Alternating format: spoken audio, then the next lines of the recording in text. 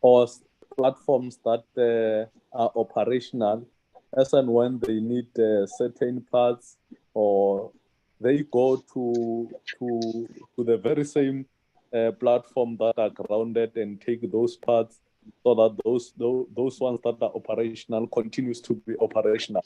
How are they recording those out of the resources that they are making available in that regard? So the question is, of the allocation that we have seen, 1.9 billion rand, what is for fixed cost and what is for on-demand services?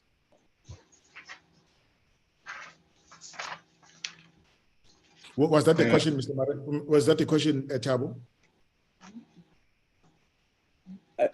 No, I'm not sure about the wording, but whether it's on demand or what do we call it, but it can fall under on demand. But I'm saying the process that they apply out of the resources that are made available to ensure that the platforms are back flying, and that process has been interrupted by those that are in operation by going and is it cannibalizing? Not necessarily cannibalizing. That's cannibalizing, yes. Yes, on cannibalizing, most importantly, on systems that are in a workshop with an intention of finalizing them so that they go back to operational. For example, they will say, General, that you see, they will be working on an aircraft and thinking that they are 90% through. But when the spares from that aircraft, when the spares are needed, and they can only harvest them from the same aircraft that they're working on, okay, that would actually set them backward. If they were 90%, they will go back to below 90%. Because they have to cannibalize parts from the same aircraft that they're working on to keep the one in service in the air. That's what Honorable Motle is actually saying. What happens? Let's start. We agree with what it is said about cannibalization, which means that where we do not have enough space, because some of the systems or aircrafts are old, so we have to wait too long to get spares from the other original manufacturers. But at that time, we may have a need for an aircraft to fly. So we have to use what we have as is functional to put on the aircraft. Let's say out of 8, we want 1 or 2 that is operational. So Denel is the one that operates in this space to say, from what we have, we can take this part from this and make sure that we apply it on this. And also to add on the question that was asked on the on-demand spares. On-demand spares are those that we acquire and are used as in when required. It's not something that is contracted for a longer period of time for continuous supply, but only on demand as in when we require them to be utilized. So we are answering this, but it is because we are concerned as well as the Department of Defense, because the funds that is allocated to us is the one that is used. That is why on the first week of April, MCC had to go to Denel and see for themselves. And there's other visits that are scheduled to go and also see and evaluate. But this job is mainly between AMSCO and Denel. We just don't want to leave it to them and say it is the defense money, but we can't account for it. We cannot just wait for a hearsay. The highest level of the defense force had to go and see for themselves and evaluate that, exactly that which Mr. Mare is talking about, to say, oh, when are you going to get this functional? When are we going to get these aircrafts in the air? How many can we get? What is it that is outstanding? Denel may not have some time, enough funding to pay their suppliers. So we say, what model can we use? And with AMSCO would say, maybe we should pay the subcontractors directly so that they can deliver to Denel and Denel to finish the whole product. And then we are also in the know. So we're not ignorant to the process, so that we can also be the beneficiaries and be able to help the Chief of the Defense Force deploy his systems when he has to, when he's tasked to do that. And he cannot do it without knowing exactly what is available and which aircraft, which system is going to be available for use. And we have our colleagues from Joint Operations who also would add and tell you they want from the services systems that are ready to be used. And the services must make sure that they follow Armscor, they follow Denel, they see for themselves.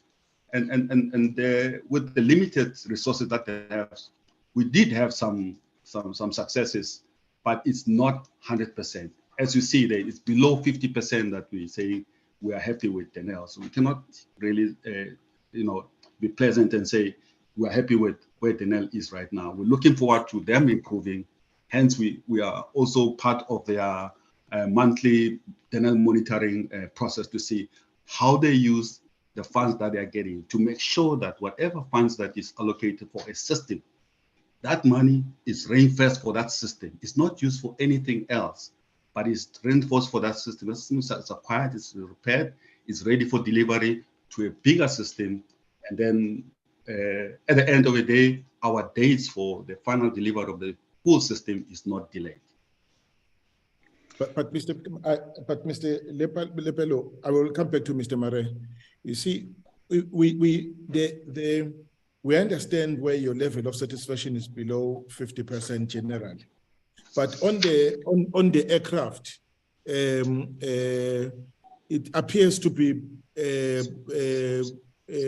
very high. Is our reading incorrect?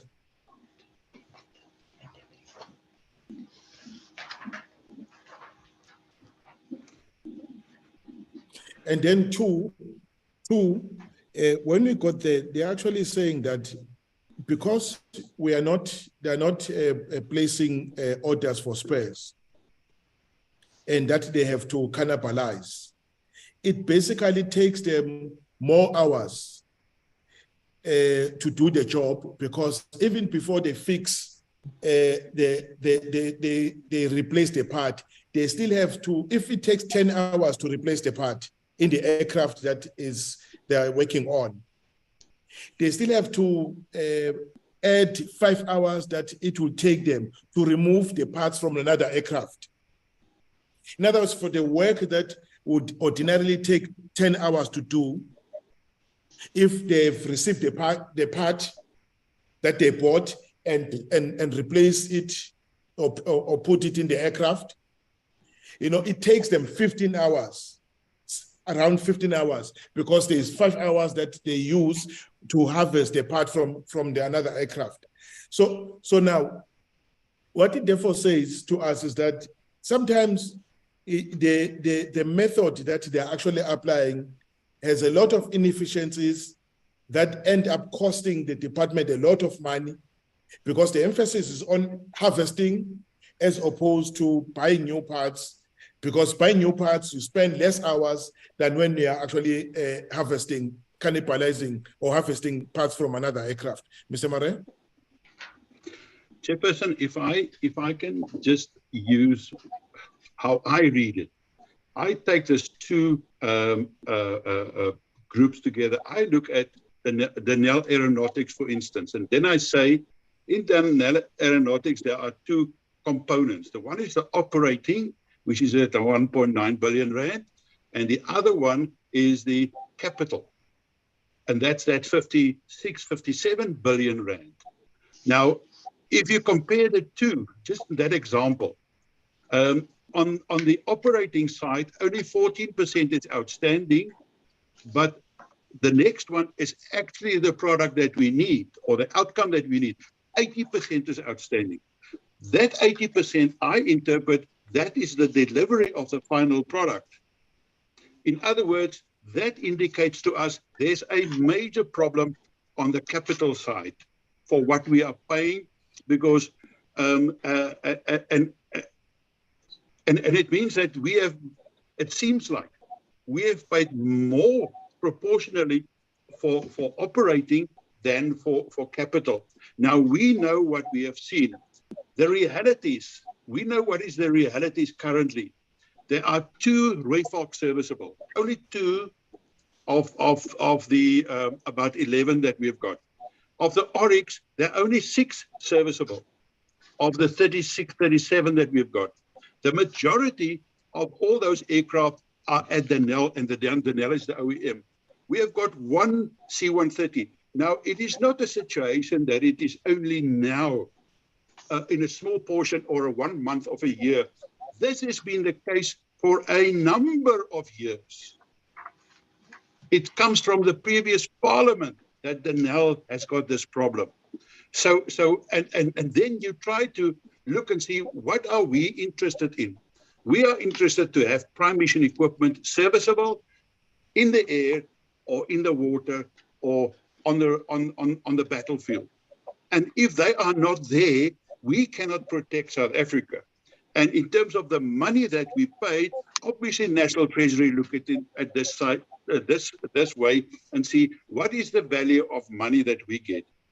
I take, for instance, Denel Dynamics.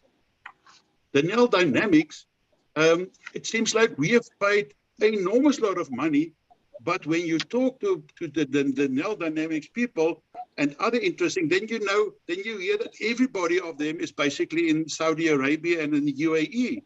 I mean, where are we with the Mkonto? You will recall when we visited Denel Dynamics at Waterkloof Air Force Base, they showed us that Mkonto and the other missiles, and then they told us that, you know, this is things that we can do, but they don't do it.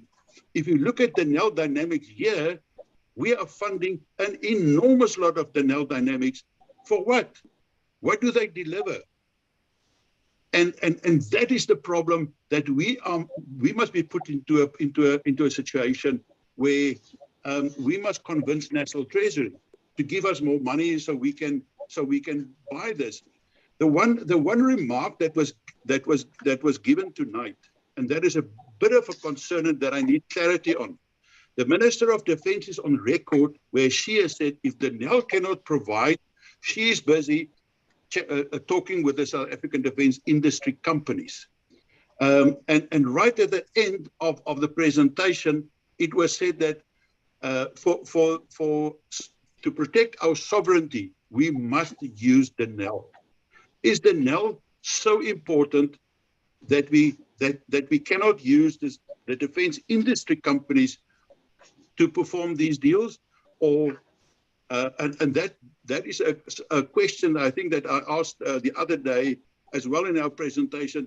To what extent are we prepared to pay more just to keep Denel and not support the defence industry companies?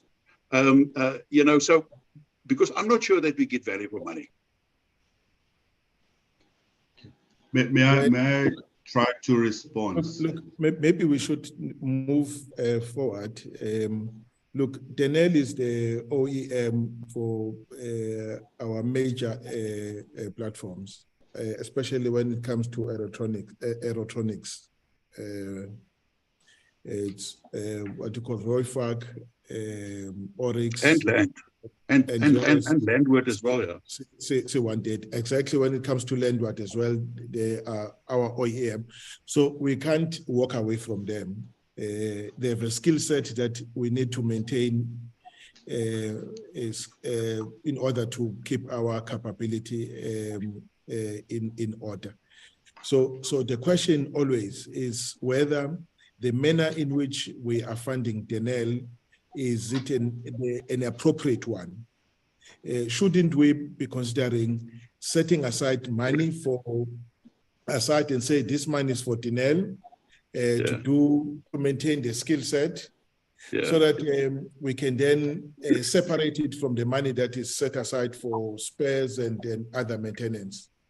Right now, everything is together, because as we contract with them, we also pay to maintain them as well. You know, pay for their fixed cost. That's where the debate is.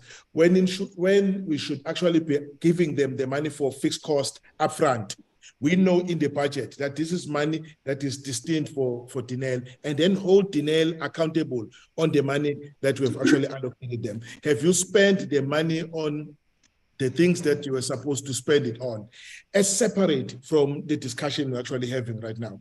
Because we have conflated the two, because they have conflated the two aspects, they give us a situation where we can't see what is for fixed, and we can't see what is for fixed, because it's like a retainer of some kind, that they provide service.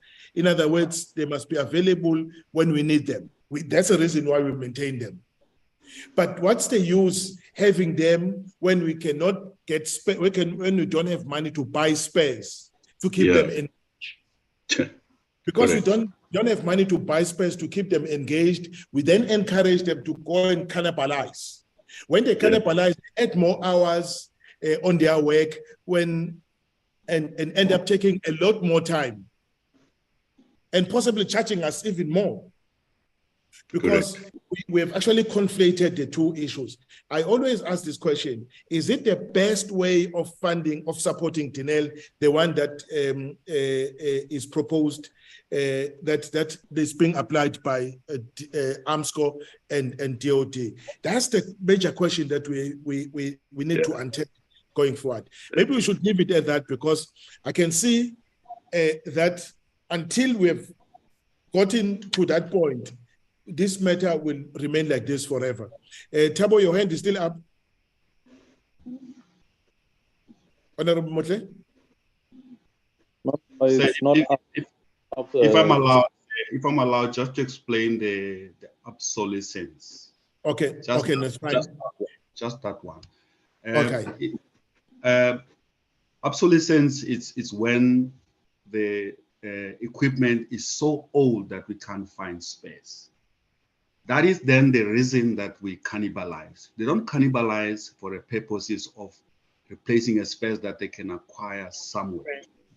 For the space that we can acquire elsewhere, the company must wait and get those ones. They only cannibalize when they know that this spec is no longer available. The company that made it does not produce it anymore. So it will not be any reason to wait for something that will never come.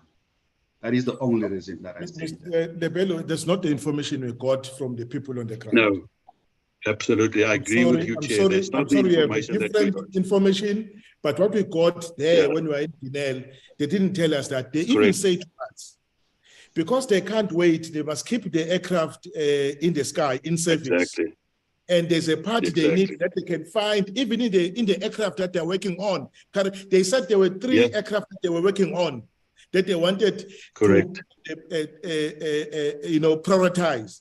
But because in some cases you come back asking for spares that they can be harvested from the same aircraft, they give you, and that set them back. If they had wanted the aircraft to go out, but because of the fact that some spares have now been removed, they must still keep it until they get the spare that has been, they replace the spare that has been harvested from the aircraft. And remember, what they told us. Mr. Lebelo, two, there's a section where they placed all the aircraft that they've harvested close to almost nothing. There was a question there why are you still keeping this aircraft in the balance sheet? They said, no, we're keeping them in the balance sheet because we're hopeful that at some point we'll get the spares and then bring them back in service. And they did indicate, Mr. Lebelo, that because they're not in manufacture, they are so old, these aircraft are so old, that's the reason why it takes them the lead time of between 12 to 36 months.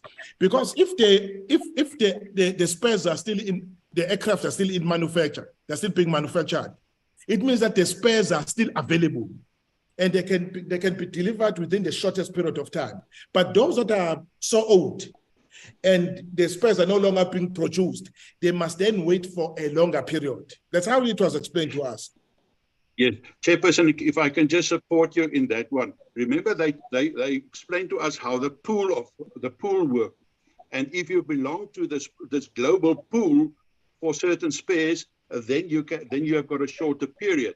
But because we don't belong anymore to that pool, we have to stand last in the line. And then and that is not only very old items, that is also any item that we need from that pool. And if we sometimes have to wait 18 months, and because it is 18 months and it is funded from the GDA and not from the SDA, it means that they must do that within a specific financial year. And because they know that they cannot do it in a financial year, then they don't do it. And then they start to cannibalize. So it's not old stuff and outdated stuff. Your information is wrong. And the chairperson is 100% correct in that regard. And those are the things that we need to deal with and bring together. And it seems like currently there are too many versions of the same problem.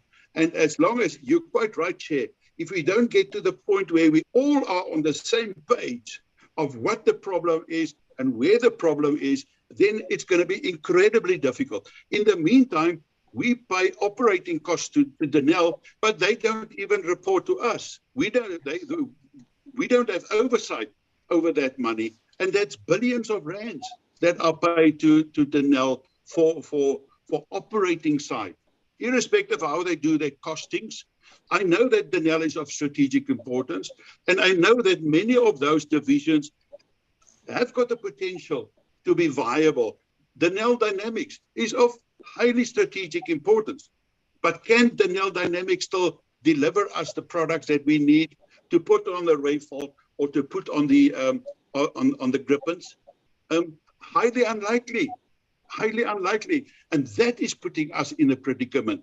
And if we don't bring this together, we've got a major problem. And I don't think we are dealing with the right things here. Bit of a concern. Okay, so you can see that we are operating on, we're not reading from the same handbook. What we get from here is not what we got from them. And so until you have the same facts before you, both yourself as a client as well as as Denel stroke Armsco, this kind of challenges will keep coming up because we actually don't know what is it that is a problem. Why we have so many not in the sky but in the Denel's workshop. I mean, they even tell us that they don't have their stock levels is almost as dried up. Yeah. They put nothing in their stores. So hence they have to cannibalize. You see, so Mr. Lebelo, I'm sorry, your information is wrong. I think you must accept it is wrong. And the two, I think you must devise a model that will assist us to monitor the allocation that we give it to Denel. Because as we know, I said previously that Denel for 5 years has not have credible financial statements. For 5 years, the 3 years of these 5 years, they received disclaimers. First year, second year, third year, AG said, I'm washing off my hands on these guys. And the last 2 years, they still have their financial statements for the last 2 years are undergoing audit as we speak. They will only become available in July. I can tell my last cent, they will also become disclaimers. But we still pour money into Denel. I'm not quite certain if we're able to ascertain that we are getting value for money. And in fact, we get a rand value for every rand that we spend on Denel. Sitting where I am, I can't tell you because of this level of funding, this model that we are using to support Denel.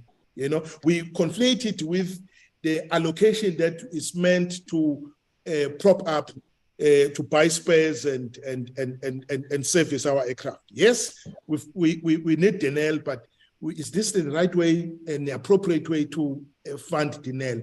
That's a question that we need to answer, but not for today, Chief. Maybe when you discuss it with your team, we will hear from you because it's clear that there's you see the situation. I mean, we've spent so much money.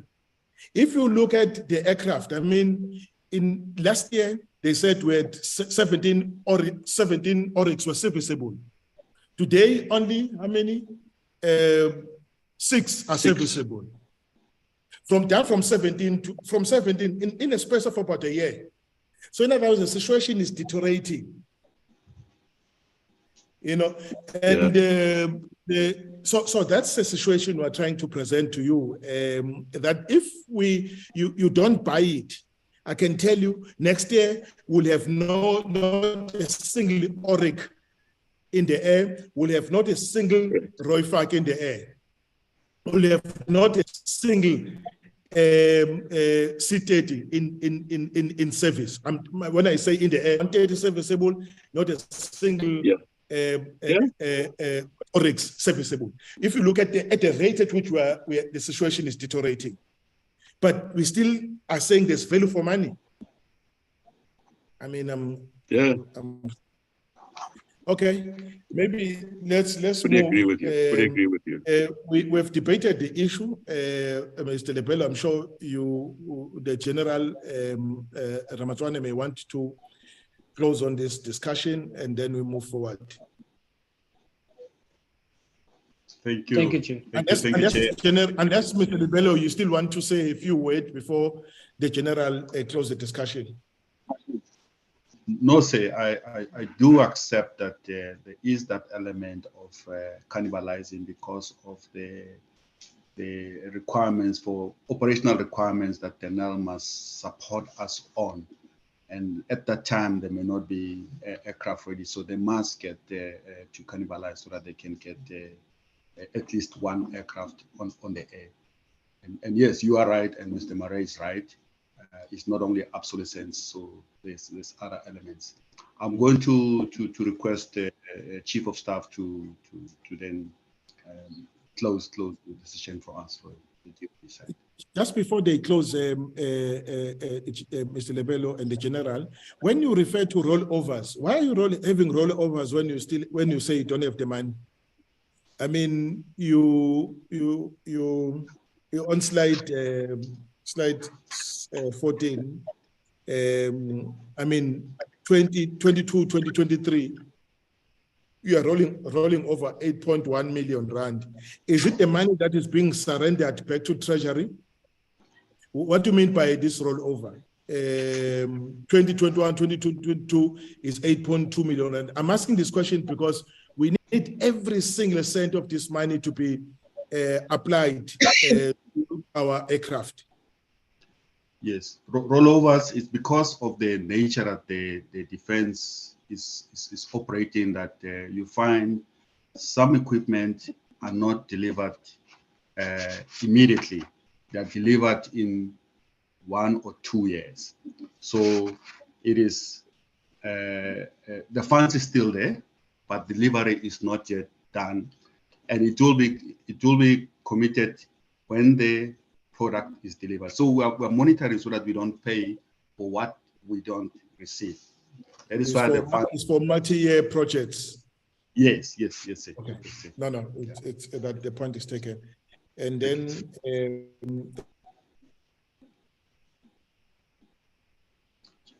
if Chief of Staff is not closing, I would say thank you very much for all the engaging questions. We appreciate this support. I think the direction that we get from this committee is very valuable to us as a defense, and we learn every day. There's always new questions that are coming, and we'll engage directly with Denel and also AMSCO. I know Denel said they are going to connect to listen for themselves what we have to get through to make sure that there is funding for them. And I also still says, we do not pay for what we are not receiving. There is no maintenance of Denel. We're paying for services delivered and products that are delivered to the defense. If it is not delivered, it is not paid. We do not pay for just maintaining Denel. We don't pay their overheads. We don't pay their fixed costs. We're paying for a product or a service that is delivered. And hence I mentioned again that AMSCO's document called the K225. They are very, very strict on that. It is a quality assurance measure of saying, are we happy? If we're happy, we sign it. And then from there, only then money can be proceeded. But just that, as I said, the product delivered may just be a subsystems of the major system. So to put it all together, it may take a bit of time to see this adds to having an aircraft in the air. So thank you very much once again for all this engagement. We will keep you informed in other forums if there's any need there. And we are always available to answer on any question. Thank you very much, Mr. Murray. Chairperson, just the last word of mine. We might come over very hard and very harsh, but the General mustn't take this personally. You can see that our passion is with the Defence Force, and we want a defence-ready Defence Force with all the prime mission equipment that we require. So we will be passionate about this, and we want a stronger Defence Force. So this is not a reflection on you. So do not take this personally, but this is a reflection of how strong we feel about the Defence Force and the future of that, and how we want to see. Thank you. Yes. Thank you. Thank you for your support. Thank you. Thank you very much. Is General Ramatone back? You are struggling to connect, but that's the reason why you're making the closing remarks on the part of the defense. Okay. No, thank you very much, Chief. You are right. Our concern has been that we have so many of our aircraft not in the air, and the warfare there is not running. Yet we spend so much on it. We've been asking ourselves, what is the problem? And I'm sure you've also been concerned as well. So now in this meeting is trying to assist to find a way out. But we're happy that there is now a closer cooperation working together between yourself, Denel, and Armscor to start to drill into some of these issues. Now we are grateful to that, General. Please don't take it as a personal, and we are not trying to be hard on anybody, but we are concerned about the situation we are seeing on the ground. Thank you so much. General Ramatone? Chairperson, thank you very much. I need to apologize. I have been disadvantaged from taking part in the discussion throughout, and I could hear the snippets here and there, but Chair, I need to say I'll consult with my colleagues, and we take what you have said in your conclusion, Chair. And my apology once again. It's now that I'm lucky. I sort of got the gist of what was going on, but I won't go into the discussion now.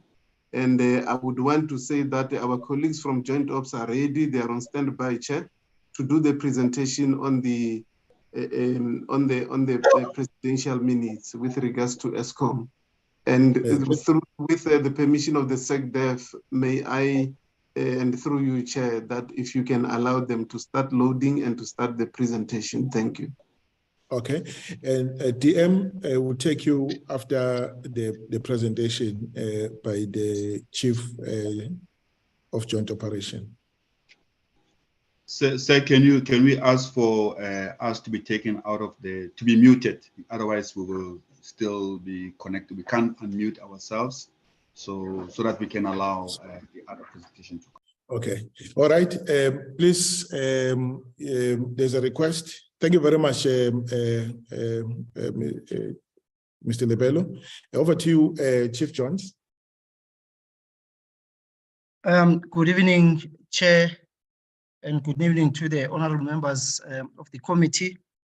Firstly, allow me to greet the Deputy Minister of Defense and Military Veterans and all the members of the DOD, the SANDF, and the Chief of Staff, and other members. Chair, we have the presentation flagged now. Yes, before we proceed, I wish to tender the apology that the presentation was not shared. But basically, as you know, the issue of the employment papers does not necessarily need a presentation I felt that it becomes much easier if I use it, and much clearer. And additionally, I was constrained by time. I got the message late last night, and I'm not at the office. I'm out in the field since last week, but we were able to manage to this afternoon to develop the presentation, which is very short, 5 slides in general. Chair, I'll request to afford the opportunity for Major General Chalisi to do the presentation, and purely for the purpose of he's a new member in the Joint Operations Division, and I felt that it will be good that he given this opportunity, so that when I'm unavailable, other members can be able to present to the committee credible. So, Chair, General Chalisi, can you proceed? I believe Nandipa is going to run the presentations. General Chalisi.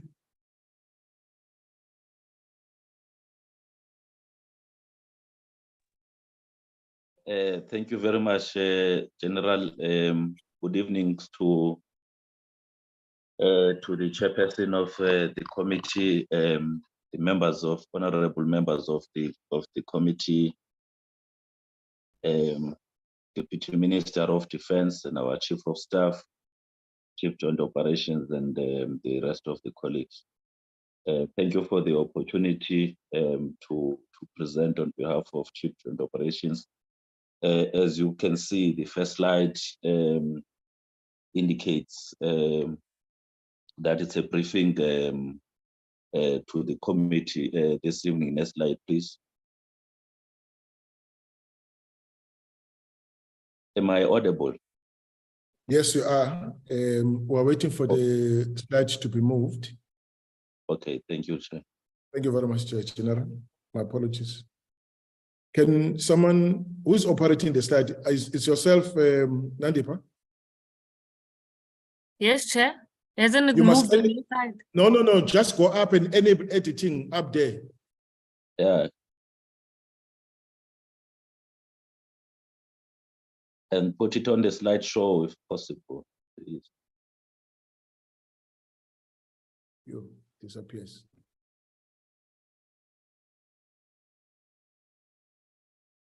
I can't see the slide now, Chair. No, it's coming back. There it is. So as Chief Joint Operations indicated, this is a very short presentation. It's about 6 slides, and I'm just going to fly through them. And then through Joint Operations, I think, Chair, you will then allow the questions if there will be any for clarity. The aim is to present to the Joint Standing Committee on Defense and Military Veterans the Presidential Authority for the extension of the employment of Prosper in at ESCOM power stations, which I will indicate how many that we have actually deployed to. Next slide, please.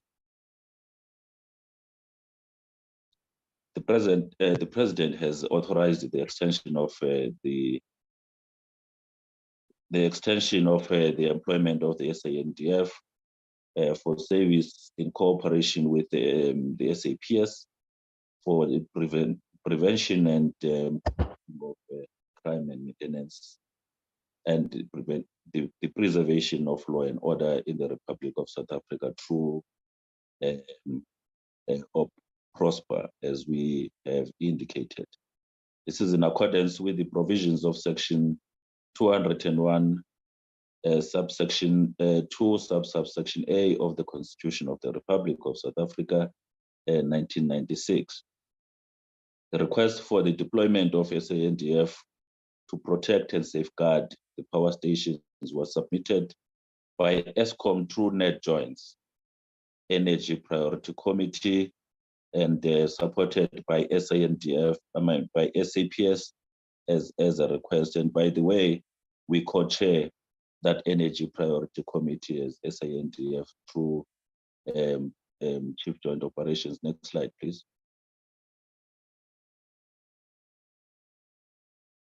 Next slide, Madam, please. Thank you very much. A complement of about 880 members of SANDF will be employed to support and assist SAPS in the protection and safeguarding of identified ESCOM power stations across the country.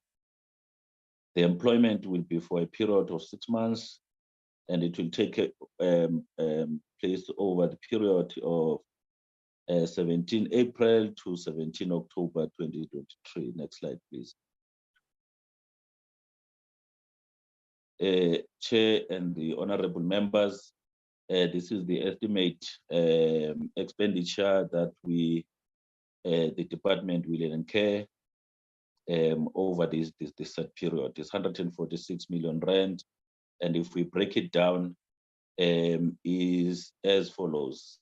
Compensation of employees is 68 million rands, and goods and services is 78.6 million rands. It can run it off as 78.7 million rands, which take us to 146 million rands. The expenditure for this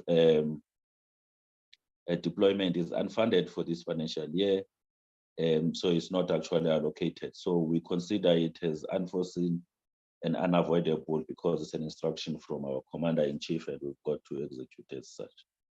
Next slide, please. Chair and the honorable members, this is the end of the presentation. And if there are further maybe questions for clarity on what we have just presented, if you allow it, Chair, we would welcome that, and we take it from there. Thank you, sir. Thank you very much. This is an extension, colleagues. We have been briefed about this, and we were told why it was the leadership, the president deemed it fit to deploy soldiers to ESCOM. We supported it at the time. I guess our support still stands. Any other comment, colleagues? Chairperson, no, I think, as you said, we are very much aware of that. Yes, I think we are on record that it's actually not the Defence Force's job what they do, but, we accept it. We just hope that it's not draining too much of the resources of Defence Force in terms of their core responsibilities. But hopefully, they will either invoice the police or Department of Public Enterprises, like services to other departments as well. So if that has been done, and we can support our country to stabilize, electricity, then we've got the greatest of respect and appreciation for our soldiers who are put into a position of this nature. So we can only say thank you. God bless you all. Stay. Thank you very much. Mr. Rader? Thank you very much, Chairperson. My comments relate to the funding component, and I do want to just remind everyone here that there was a comment from the Minister of Finance that the contingency reserve was in place and would be tapped into if there was substantial need. And I think that noting what the General has told us, this is unfunded, and I do think that there should be a discussion between the department and Treasury to make sure that there is suitable compensation. If it must come from the contingency reserve, then that's where it must come from. But yes, I don't believe that the financial burden should be placed at the feet of the Defence Force alone. I think there should be, Treasury needs to come to the party as well. We all understand already that the Defence Force budget is insufficient for our needs as they stand already without placing additional burdens on. So I would encourage the department to have that discussion with Treasury. Thank you, Chair. Yes, no, we will be having that discussion with Treasury very soon. I think before the end of this month, to discuss the upfront allocation to the department, because they have to spend the allocation from the meager resources that they have, and only to be compensated much later in the year. Yet if they have had some allocation in their account, they can be able to tap into it without disrupting the operating budget or the baseline of other programs or activities within the department. So we will be meeting with Treasury to discuss that. That such budget that for ad hoc missions is not there in the budget, and you can't afford it without having to take money from other sources within the department. When you do that, it compromises or it impacts on those on the services or the units that you are actually diverting the money from. So we're in discussion, or we'll be in discussion with them. Thabo, you're next on the matter. Thank you, Chair. We welcome this deployment and wish the Joint Ops well in this operation. 2, Chair, as much as we are going to engage with National Treasury, I think for the purpose of ensuring that the Defence Force is not found wanting in terms of financial prudence, we need to do things differently. Maybe impress or sponsor a view that as and when the Commander-in-Chief employs the Defence Force to undertake any other mission or function that is not budgeted for, it must be accompanied by a letter to Treasury or an instruction to Treasury to also make funds available for that particular deployment. I think in that way, it will make life of the Defence Force easier, so that at least we have a turnaround time as to when those resources will be made available to the Defence Force. And also, to a larger extent, the AG must be notified, because when the AG comes after some time, he's going to say, the AG is going to say, but this man was not budgeted for this particular purpose and you have used it for this, and then penalize them, which I don't think going into the future it's what we want, because the Defence Force will always be found wanting out of these deployments that they have no option but to undertake, even when funds are not made available, but they have to source means within what is available to ensure that they hit to the call. But the consequences, they will have to bear the consequences alone. So I think it's something that we need to do differently, so that we relieve them of those pressures that they will have at the end to account when nobody else is there to vouch for them. Thank you very much. Thank you, Mr. Mutle. Dr. Willem Jansen van Rensburg. Chair, not to weigh in on the matter, just an administrative point perhaps, especially for members of this committee that are not part of the portfolio committee.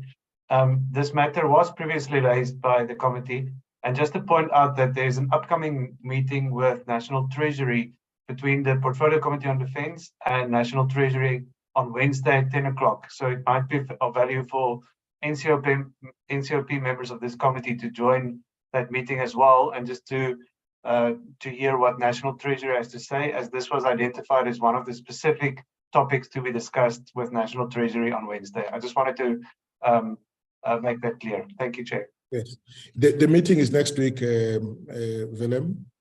That's correct, Chair, at 10 o'clock on Wednesday.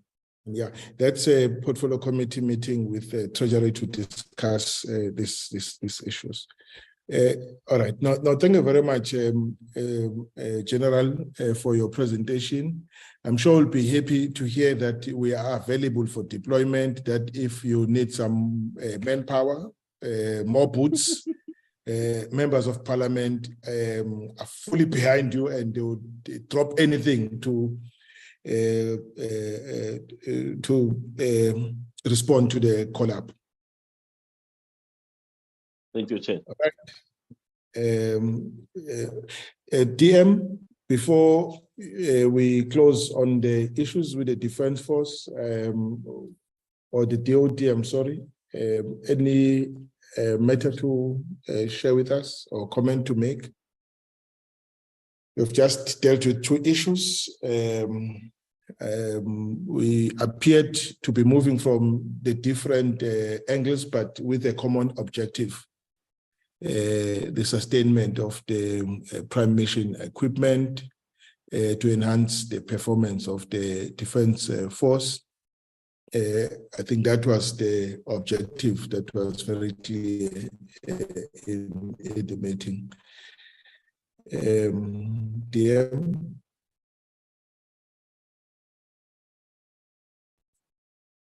You are muted, DM. Chair, thank you very much. And to the members of the Joint Standing Committee on Defense. Maybe if I may just start with the last item and go back to the earlier discussion to say that indeed the situation we find ourselves in does make sense that for every service we provide, we should seek where possible, where reasonably possible, a reimbursement for the operational budget we would have utilized. Of course, it's a desperate approach to addressing our needs. But as I've, honorable members, commented before, it is a very problematic arrangement. Very problematic arrangement because the money that we need to provide the services the Defense Force now and again is called upon to provide includes the preparation and the means that the force utilizes. When we are being reimbursed because we have deployed to improve the security around our power plants, that money does not assist us in preparing the soldiers. And I'm raising this because the increased demand by SAPs for support from the department, from the South African National Defense Force, means that we must have troops that are almost prepared for some of these domestic situations that now and again we get involved in. I just thought I should make that point, that the pressure for the Department of Defense to get the requisite resources is very, very important. Going back to the earlier discussion, honorable members, I did take note that according to the program, this discussion was ideally requested or proposed to be led by the minister. When the minister is available, I would imagine she would still want to make comments on what we've just been discussing, but let me just indicate that indeed we have had as the ministry, and I'm now talking the Council on Defense, we have had last week on the 5th of May, an engagement with Denel on their turnaround strategy, which speaks to the main concern of the committee, which is that the needs of the Defense Force as far as the maintenance of its prime mission equipment is not supported by the state of readiness of Denel. The oversight a few weeks ago had Denel presenting its turnaround strategy. And in that discussion, a whole host of things were picked up and views were shared, including what the Oversight Committee got exposed to on its on-site visit to Denel's enterprises. In our meeting on the 5th of May last week, one positive development is that the funding that the Denel was expecting from Treasury, I think it's 3.2 or 3.4 billion, which they said was stalling their turnaround strategy. Apparently that money has now been released. They have received that money. I think it's a positive development, because the liquidity of Denel is important. However, even now with that money released, it only serves to keep the wolf at the gate, the liquidation of Denel. But the finances to support the production, for the production guarantees, let me put it that way, of the work that Denel must do, it's money that they do not have. And they are still, trying to see how they are going to mobilize that money. The other, of course, important question around the capability, or rather the ability of Denel to support our defense force, is to do with the capabilities that Denel's different enterprises are reported to have lost, the skills migration. And that part in their turnaround strategy is not, sufficiently profiled. I feel that was my observation. It's been downplayed. I'm raising this because Honorable Marais has made a statement to the effect that one of the entities of Denel Dynamics, there's actually nobody left there. I'm just saying that it is that kind of information that we need to get from Denel in a very accountable way, because at this level, it is difficult to discuss, hearsay. We've got to discuss what we are told officially by Denel to be the state of affairs in the different enterprises under Denel. The other important point I would want to raise, Chair, through you and to honorable members, is this, that Denel is a parastatal. Denel is a parastatal, but the question that I've been asking myself is, where is the subsidy to this parastatal coming from? Who transfers subsidy to Denel if it is a parastatal? If it's a quasi-commercial entity, how is government subsidizing it? Denel in its origin is a conglomeration of business entities, production entities that were under Armscor. 1992, they were cut off and released from the defense portfolio to be stand-alone business entities. Question is, how was the arrangement put in place for those entities to continue functioning I'm making this observation because this issue about the costs, operating costs, appears to be a very, you know, it's a concerning matter. But it looks like the information that is being shared is not shared in a user-friendly way. Because it could well be that indeed, Denel has always been subsidized in ways that were not transparent. Those entities, those enterprises that are under Denel, they are parastatals because they've been subsidized by government, but not in a very direct way.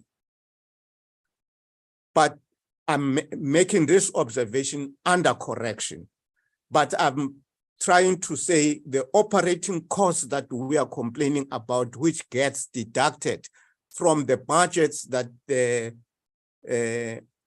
are transferred to Denel for specific goods and services. It's something we need to go deeper into to understand the problem. The other point, of course, is that the performance of Denel, honorable members, will always be difficult to have a full appreciation of it without the line of sight to the audit performance, audit information of Denel. Now, unfortunately, we are not responsible for oversight in Denel. It is the Department of Public Enterprises. The audits of Denel go to them. It is them who have visibility of whether monies are wasted there, monies are used in unauthorized ways, monies are used irregularly, and all of that kind of situation that would make any enterprise to be weak. So in discussing the fitness of Denel for purposes of making sure that our prime equipment is always okay, we need the audits of how just that business entity called Denel is functioning. There is, I think, an impediment for us to get a full picture of that. And let's also, of course, appreciate that the reason why Denel is the original equipment manufacturer of the prime war systems that the South African Defence Force has, it is because these were systems which AMSCO developed on behalf of the South African National Defence Force as what the South African Defence Force needed, but could not go out to the outside markets because there was an arms embargo. So AMSCO had to develop this equipment, whether you're talking the long-range artillery pieces that you have, whether you're talking Rifle, you can go on and on. These were systems that were manufactured by the enterprises under Denel through the money that was advanced by the state, because the state could not buy from the open markets. So it is something that we must understand, that the prime mission equipment of the South African Defence Force is with Denel, the original equipment manufacturers.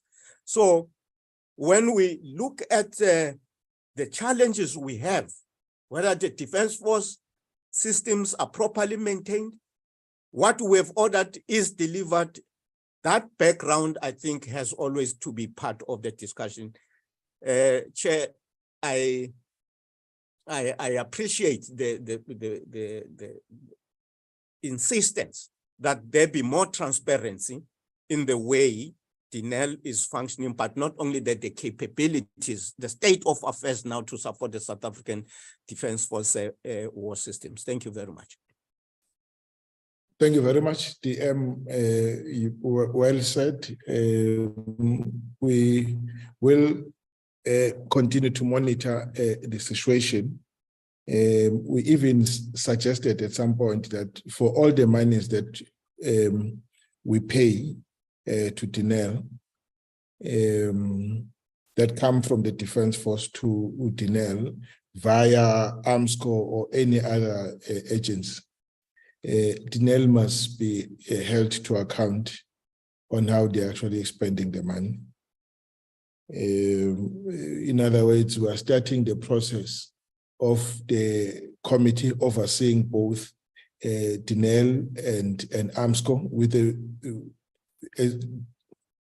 a view of, facilitating the relocation of Denel from where it is now to the Department of Defense. We think if it is oversighted by us, we're likely to get more,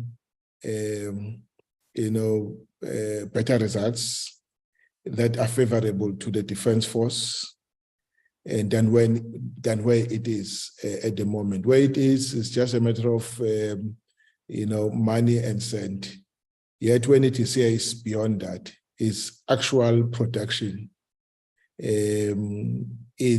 Are we getting full value for the money that we've actually allocated to you? We are even able to go to where they're supposed to be delivering the services to see for ourselves if indeed there's value for money.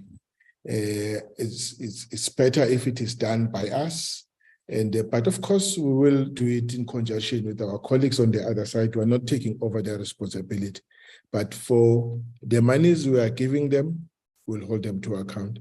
It is in that context that we request the department to make visible in their budget all the monies that we allocate to Denel, precisely to enhance, improve accountability and enhance performance on their side.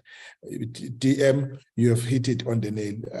I'm sure General Ramazwane and the acting SANDF will understand that we are not trying to be different or difficult, but we are in a way saying, but is this model the right model that will take us out of the situation that we find ourselves in?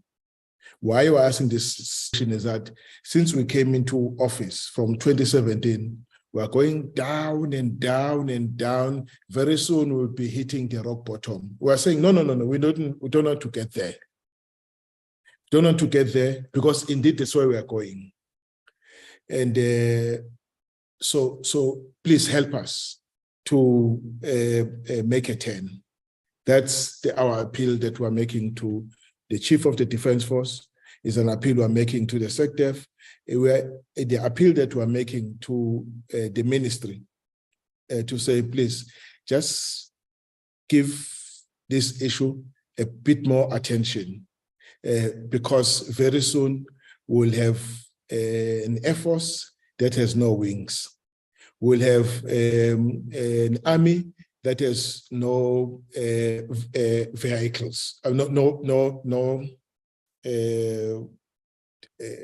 combat vehicles, and then we'll have a navy that is not in the sea.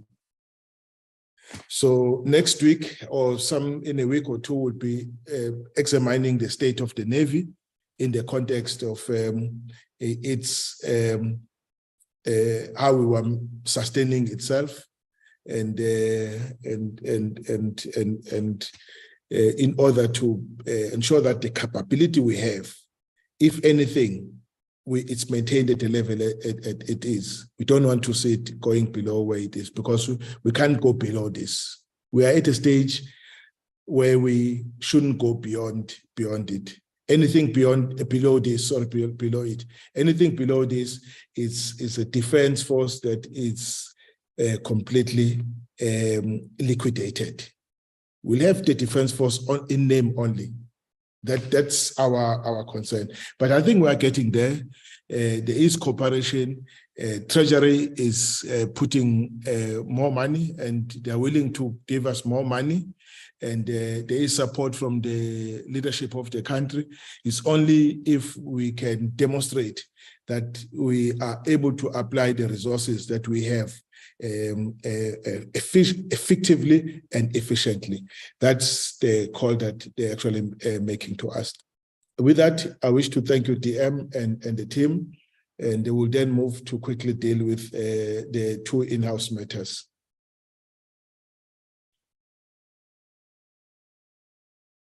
You can unmute DM. You want to say something, to say goodbye? Chairperson and honorable members, thank you very much for entertaining us. Good evening. Thank you very much. SANDF, Chief of Staff, thank you very much, and the team, thanks. Thank you very much. Thank you, Chairperson. Thank you, General. All right, colleagues, let's quickly deal with the next item. Just an update on the study tour before we quickly move to deal with the minutes.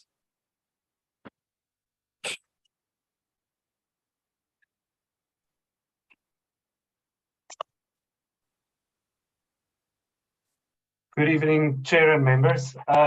Just a quick update on the study tour and where we stand with the arrangements.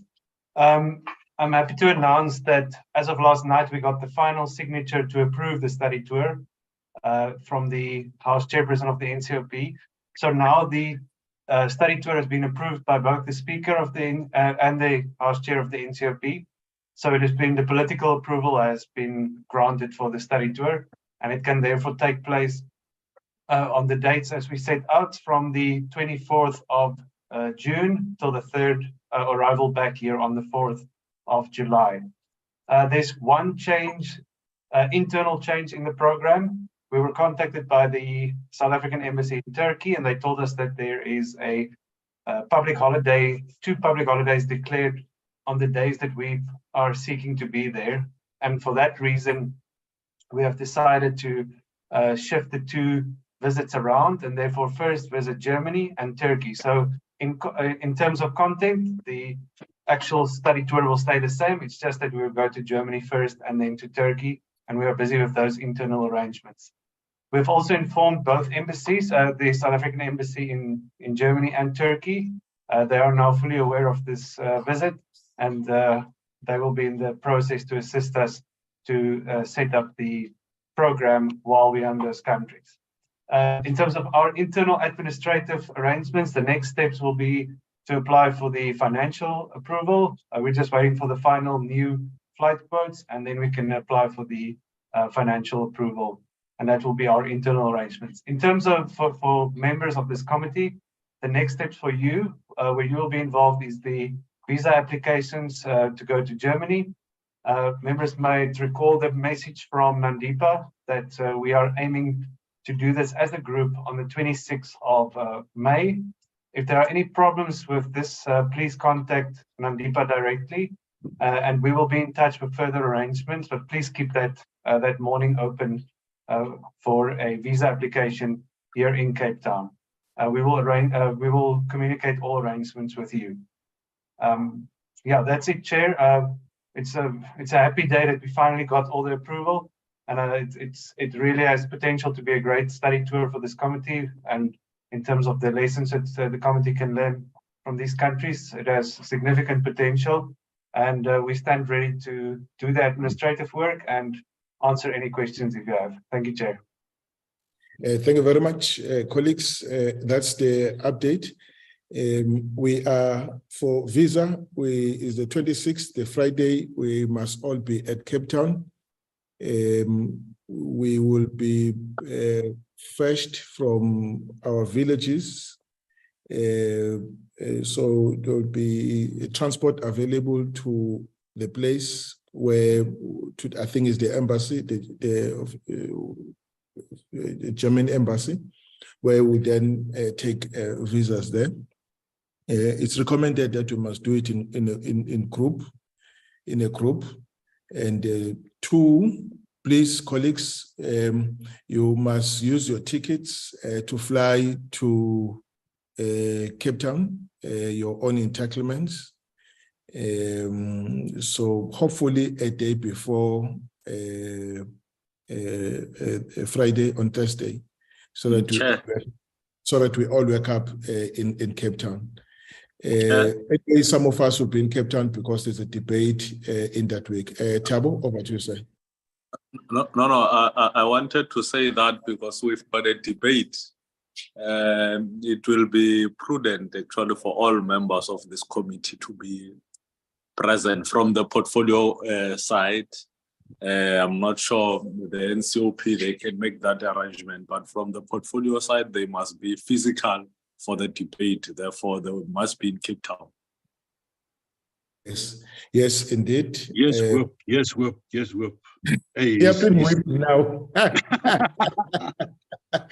Yeah, colleagues, that was the commercial break. Thank you very much, Velem. Can we then deal with the minutes?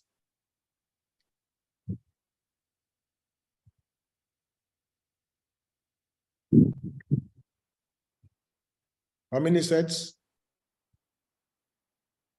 Only one. Only one. All right, colleagues, we're receiving the briefing from the military ombuds on their plan 23-24, including the implementation of their recommendations, and we dealt with the minutes. Right, colleagues, this was the attendance. Why you call Buko as a visiting member? Is she not an alternate? She's no longer an alternate. Ms. Pete is now an alternate, Chair. No, Chair, I'm an alternate. I'm not a visiting member. Yeah, she's an alternate. And Mr. Thabo, is Ms. Petle not a full member? She was a full member, then she was removed as a full member to an alternate again. Oh, okay. Yeah. All right. Okay. Chair? Yes. Yes, is that Ms. Petle? No, it's Ms. Beerkes. Yes, Ms. Beerkes.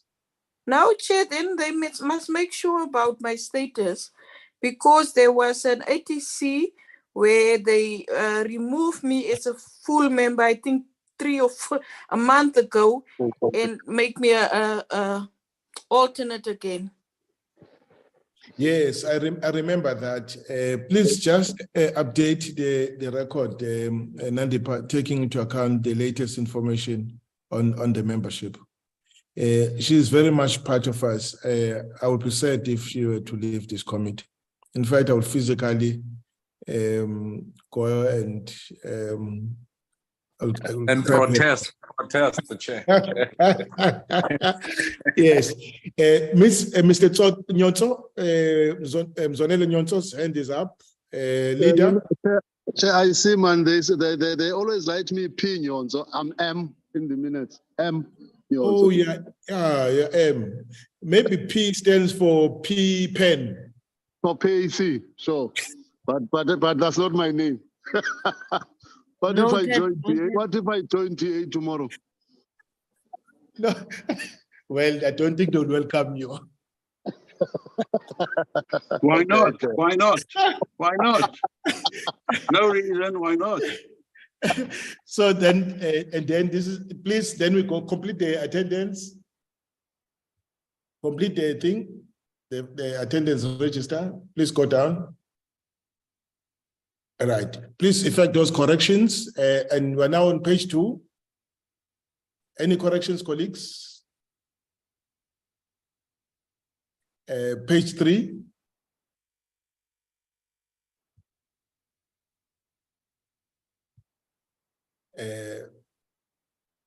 Page 4.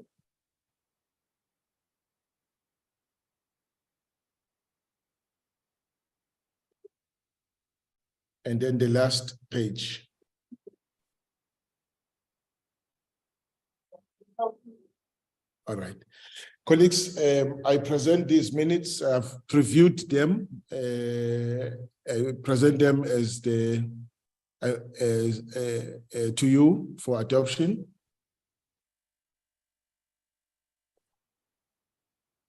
Any move? I move for adoption, Chair.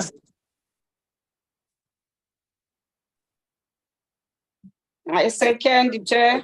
Cabo Mutle moves. Colleagues, I the minutes. second, Chair. Yes, Nkosi, thank you very much. Nkosi seconds. The minutes are duly adopted. Colleagues, I think we've come to the end of the meeting, and thank you very much for the meeting. We are getting to deal with the real substance. See, I hope that would help the Defense Force to improve on their situation, as it were. With that, thank you very much. The meeting stands. Yes. Just before we go, I think I've mentioned it in the past, and you know, obviously we're getting close to the end of this term of Parliament. This is going to be the last budget debates that we are in, and I've just, you know, put my mind a bit back to where we started this term and also the previous term, and I must say, and I think that the department, the SANDF, everybody will agree that I think the way that we have conducted our business and our oversight is very robust, but very, very passionate. And I think Wilhelm will probably, and Brian, that comes from the previous Parliament, will agree with me. I think the way that we are doing it is so much more, you know, well, and you know, the kind of oversight that we do, the way that we consider these things, is a total different way that we've done it in the past. So this committee has been so much more constructive and so much more focused, and I think we've been able to delve much deeper into the challenges than ever in the past that I'm aware of. So testimony to you and to the committee, I think, for the way that we have conducted our business to date. Really, I think tonight was an example of how bipartisan we work, and the only focus that we have got is the well-being of the Defence Force and the value for money that we get. So well done, and thank you from my side for the way that we have done it. Thank you so much, and have a wonderful weekend. Thank you very much, Mr. Ryder. Thank you very much, Mr. Mare. We have been constructive. I hope they will be seen as that as a committee, but all is owed to the way we work together as a team. I agree 100%. Mr. Mare, Mr. Ryder. No, Chair, I was merely indicating my agreement with what Mr. Maria was saying. Thank you. Colleagues, thank you very much. And the meeting stands adjourned until we meet again. Thank you.